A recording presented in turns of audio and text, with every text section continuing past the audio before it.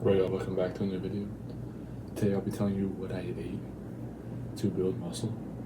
So, to start out, you want to be having as much protein as your body weight. So 1 gram of protein per pound of body weight if you want to build muscle.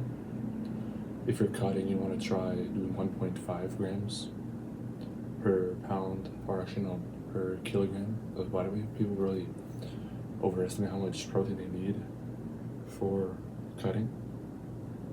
Okay. Next, you want to have a good carb source. I like to do potatoes and basmati rice.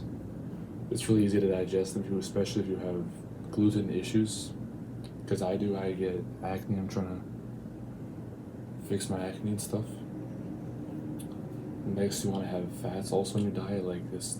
Make sure you have like red meat, just any sort of meats with fat, or you could drink dairy for protein. So basically, how I start off my morning, I have 2 cups of milk with a banana and some honey. Usually that's my pre-workout meal if I'm working out in the morning. It just gives you a lot of good energy to have in the morning. Especially right before a workout, it'll be energized, your pump will be nice also. And when I come back from the gym, I usually have a cup or 2 of rice with some kind of chicken breast or a meat and vegetable. That's good. And I wait 3 or 4 hours before eating it. And about this time, it should be about 7 or 8 p.m. Then I have my dinner.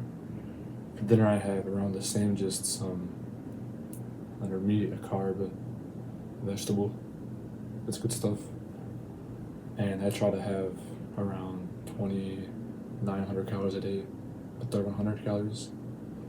If you're skinny and you have a fast metabolism, I would suggest you do a 200 to 300 calorie surplus. And what you can do to find your maintenance, you search up these BMR calculators online, and you should easily be able to find your calorie intake that you need within a day. And yeah, you'll have a great day.